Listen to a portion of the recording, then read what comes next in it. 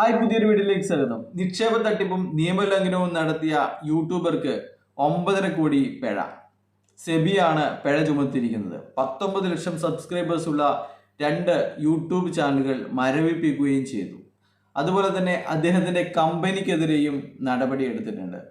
യൂട്യൂബറായ രവീന്ദ്ര ബാലു ഭാരതിക്കെതിരെയാണ് സെബി നടപടിയെടുത്തിരിക്കുന്നത്. അദ്ദേഹത്തിന്റെ കമ്പനിയാണ് രവീന്ദ്ര ഭാരതി എഡ്യൂക്കേഷൻസ്.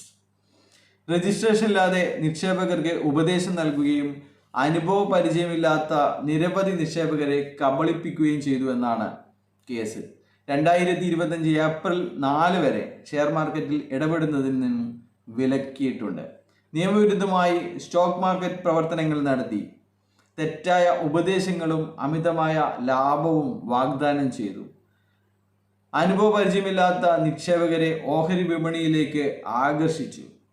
സബ്സ്ക്രൈബേഴ്സ്മാർക്ക് അപകടകരമായ നിക്ഷേപങ്ങൾ പ്രോത്സാഹിപ്പിച്ചു എന്നിവയാണ് കണ്ടെത്തിയ കുറ്റങ്ങൾ. കമ്പനിക്ക് പിഴയിട്ടതിനു പുറമെ ഭാരതിക്കും കൂട്ടാളികൾക്കും 10 ലക്ഷം രൂപ പിഴയും ചുമത്തിയിട്ടുണ്ട്.